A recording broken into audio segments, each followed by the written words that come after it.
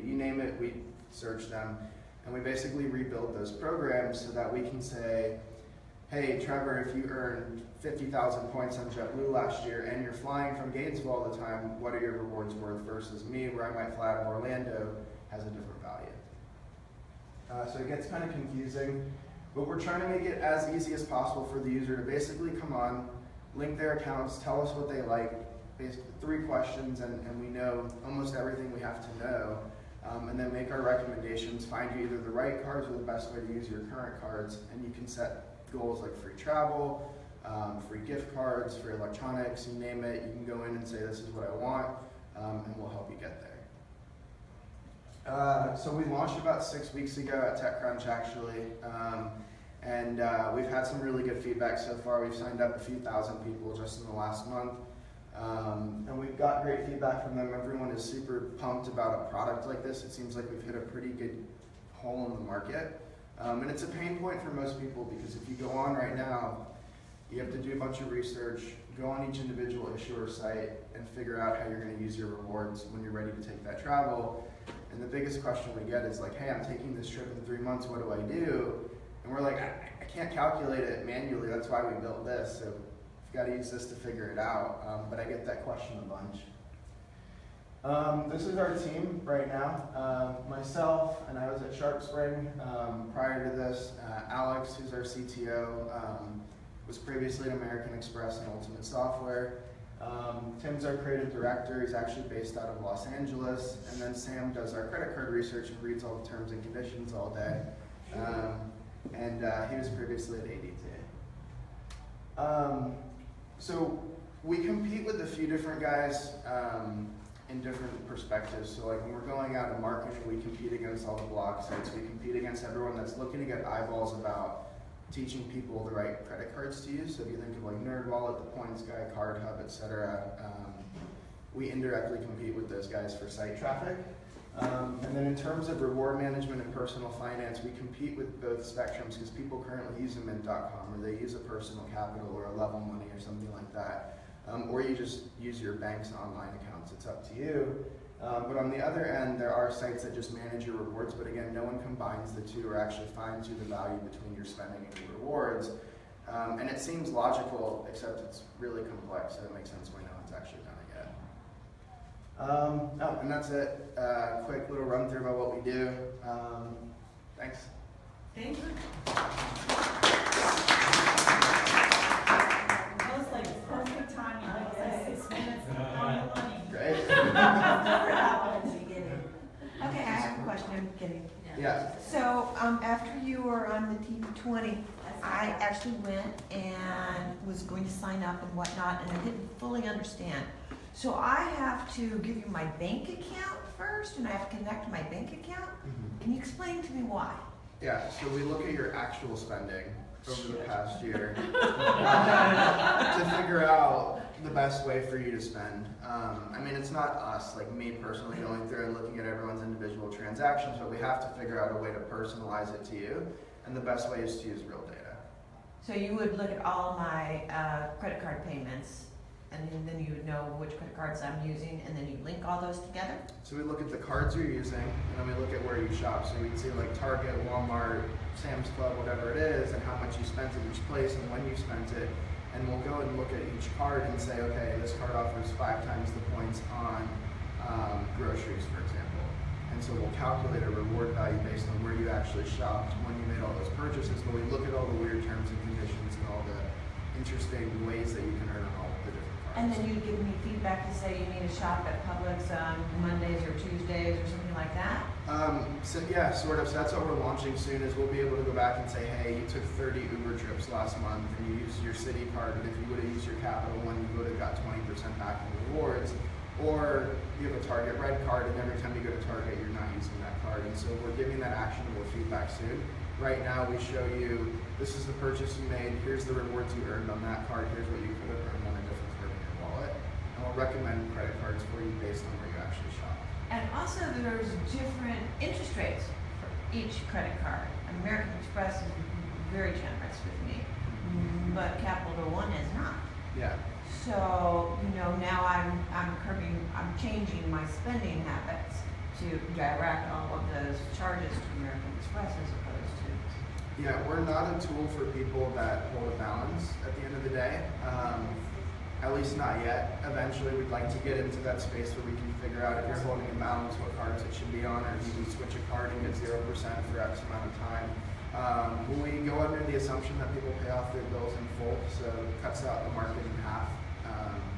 And then, yeah, if you don't pay your bills in full and you have to hold a balance, spending to get rewards is not the right thing for you to do. Yeah. I have questions in two areas. One is you're collecting a profound amount of consumer data. Yeah. How are you monetizing that on the back end? Yeah, so we don't monetize it for the user. There's not a cost to sign up or to use it. No, but how are you making money? Yeah, so we're, over the next year or so, we're establishing relationships with some big retailers to help them understand consumer behavior, so buying patterns. Nothing is ever personalized, but what we would do is say, hey, people in Gainesville that are between the ages of 18 and 24 shop at Target 30 times more per year than they do at Walmart or they do at these stores, and they spend on average 20% more at Target than they do at Walmart for each visit. And our idea is to work with them in their loyalty programs and their, Nordstrom is a good example. So they have a big database of, let's say, 10 million people that have signed up for their loyalty program at some point, but no one ever markets those people with actionable data. So we can come in and say, hey, based on who you have in your loyalty program and based on all the spend we've analyzed in the different demographics, we can do market segmentation. Here's what we think you should market in your loyalty program to the people that you have to either upsell them or get them to be a re-engaged customer or get them to make that visit to Nordstrom over going to Macy's that next time. And that's where we work. That's a huge amount of data. Yeah. The next question I have is, what are you doing about security? Target is clearly a big, fresh in our memory still of how to mishandle data security on credit card information. So there's the security aspect, and aren't a lot of these companies already doing that customer selection and demographics? Sort of. So to touch on your first point, security, we never look at credit card numbers, we never look at social security numbers.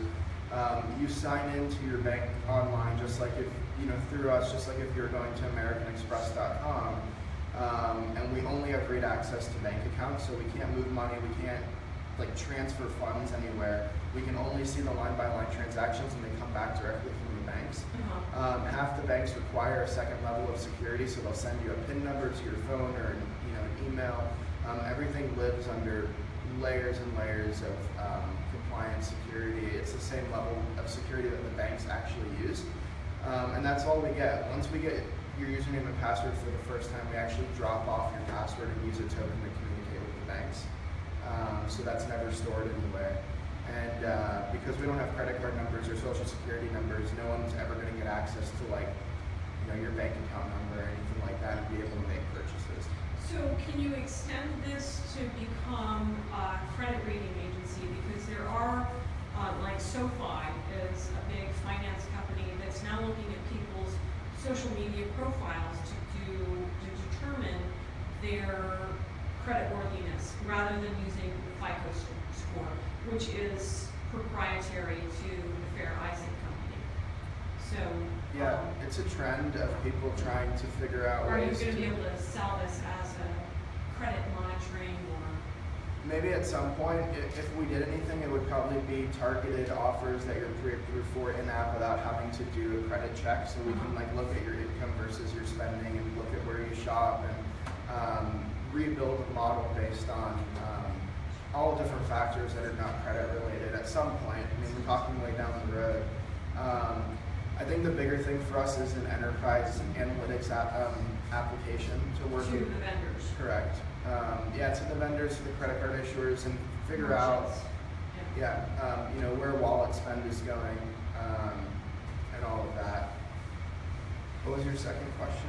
Sorry. Well, it was security, and Okay. that's a complicated issue. Yeah. So Alex's background, the other Alex, built enterprise security for American Express. So it's like the one thing that we're actually qualified to do. Everything else is winging it. Okay. their revenue projections, say, few years down the road? Yeah, it's hard to project how much people are willing to pay for data, especially since we are in the early stages where we're still figuring out the right application to build. But to give you an example of comparable companies who have taken online spend and turned it into a data application, they were doing $100 million a year in revenue from just tracking people's receipts online and selling back wallet share to big companies. So we have a bit more data than they do. Yeah, just to give you an idea, in the last 6 weeks, we've analyzed over 300 million worth of spending. So Alex, let me ask you this. So you look at a bank statement. Let's say I have a Visa, a Target card. Let's say I just have those two. So let's say I spend $2,000 on my Visa. How do you know how much of those 2,000 was at Publix and how much of it was at Delta? If you don't have access to the actual credit card statement. We do. We have access to the statement. Okay. We don't have access to the line items. So we know that you shopped at Publix. We don't know that you bought bread and turkey and other stuff. And you would know that because, I just didn't know whether, like, how do you get to the actual credit card statement through a bank? So just like if you logged into, for example, AmericanExpress.com, you can see all your transactions line by line. That's what they send back to us. And then we categorize everything and figure out a lot of that stuff. So your login is similar to Mint's login, or it's the same kind It's of? identical, Okay, yeah. because I've used Mint. It looks nicer, but Okay. in terms of the technology, yeah. Yeah, okay. You just give me feedback, like as to where I should be spending.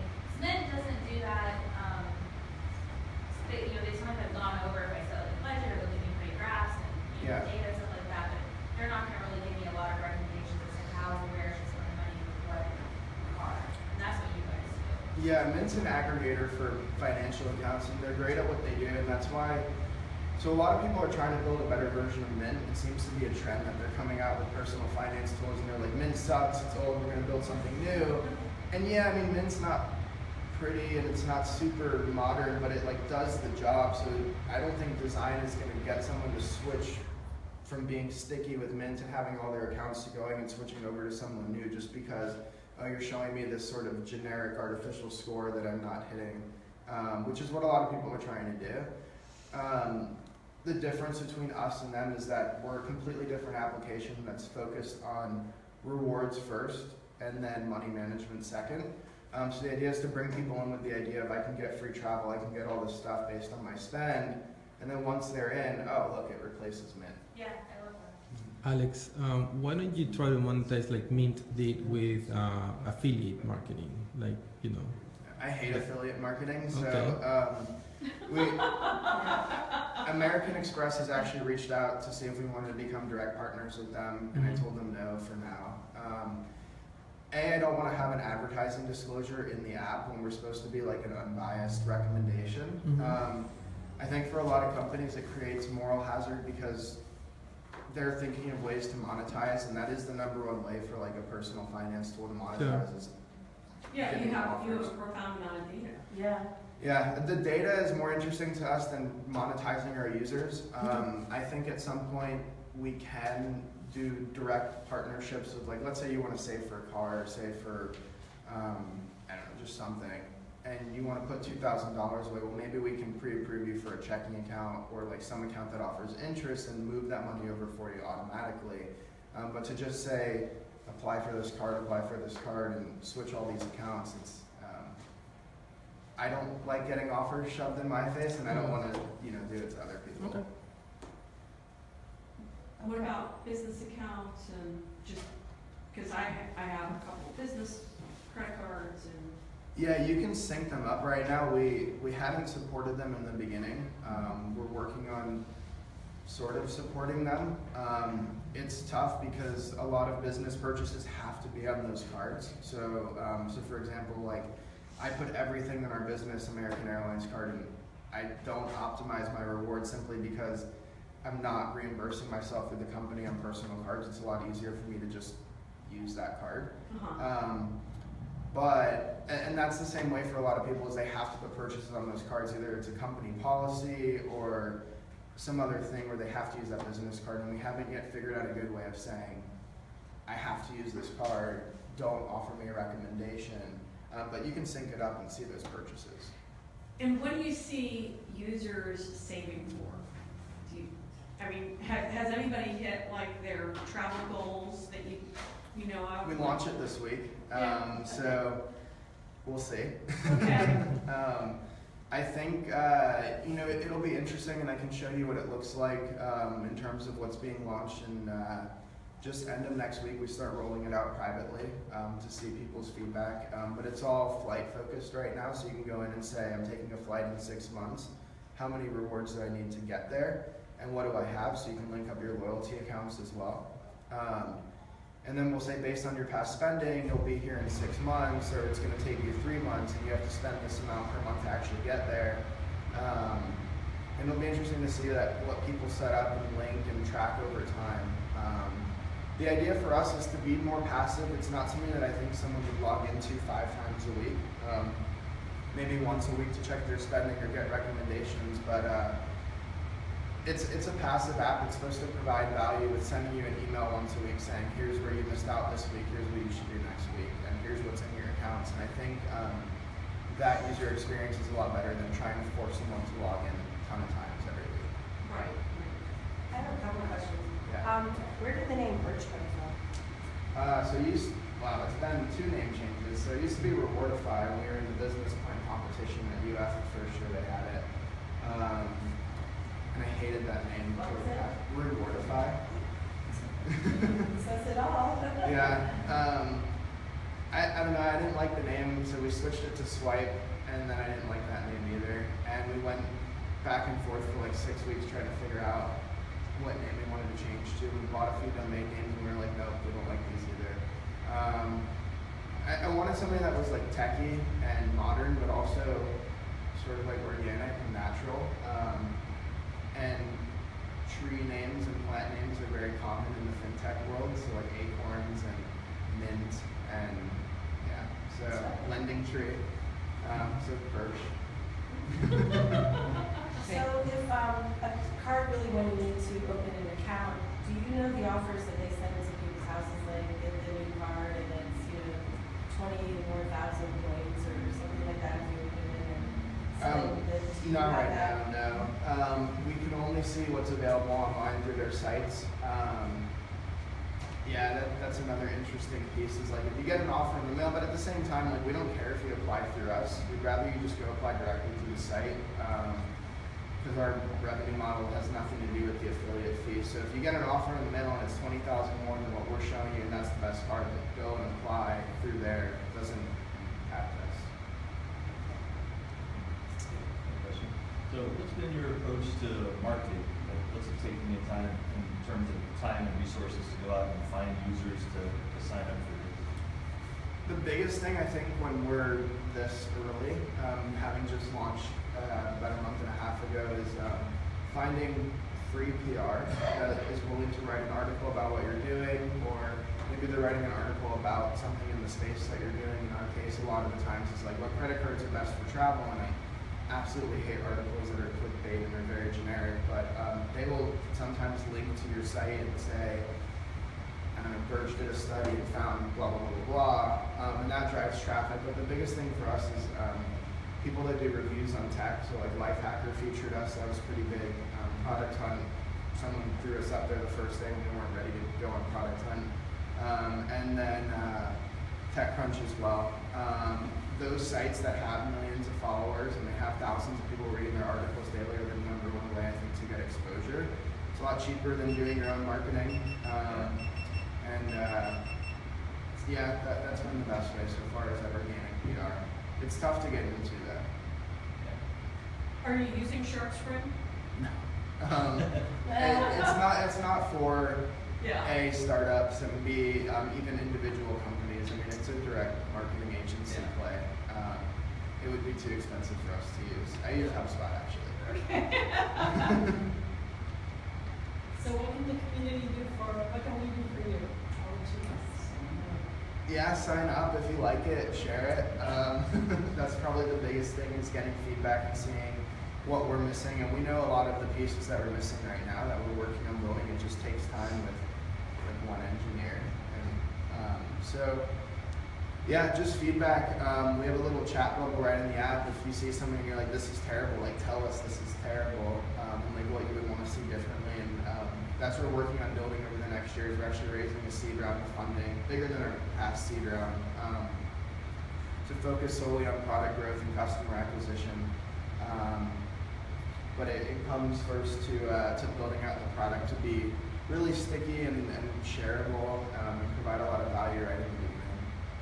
So why are you still in Gatesville? So we got into an accelerator that was down in Sydney, actually. So I moved to Australia back in January, and then I came back in March. My co-founder's still down there until the end of this month. We are most likely leaving Gainesville after we raise this round of funding within a couple months. Where are you going? Not sure yet. Okay. New York, man. It's either going to be New York or Seattle, but we're not sure which of the two. I'm personally opposed to going out to the valley. I think it's too expensive. I love it out there, but it makes zero sense for a startup to be out And there. New York is cheap. It's cheaper Yeah. than San Francisco. Financial companies make so much sense. Yeah, it does. Yeah. It does. So, yeah, a lot of our current like hot investor leads are based in New York. So like for That's the example, finance world. yeah, the last CEO of Citi is we're in sort of deep talks with him about coming in as an angel investor, and a few other people in New York, and it seems like that is the best place for fintech. Yeah, but we'll see. We may keep an office open here. I mean, there are a lot of resources in terms of like students are super cheap to hire. STEM has been fantastic in helping us bring on students over the summer. But it's been really hard to find, I think, engineering talent that can sort of handle things autonomously. So like us being able to bring someone on to lead something versus creating everything and then having them build a component of it. Does that make sense? Yeah. And we'd like to hopefully find someone that's been working for a bank doing enterprise tech for like 10 or 15 years, or that's done consumer tech, and there's a lot of that in New York. Yeah. Are you using lean startup methods? We try. Okay. Yeah, I mean, we try to be as scrappy as possible. Yeah, bootstrap as much as we can. Yeah.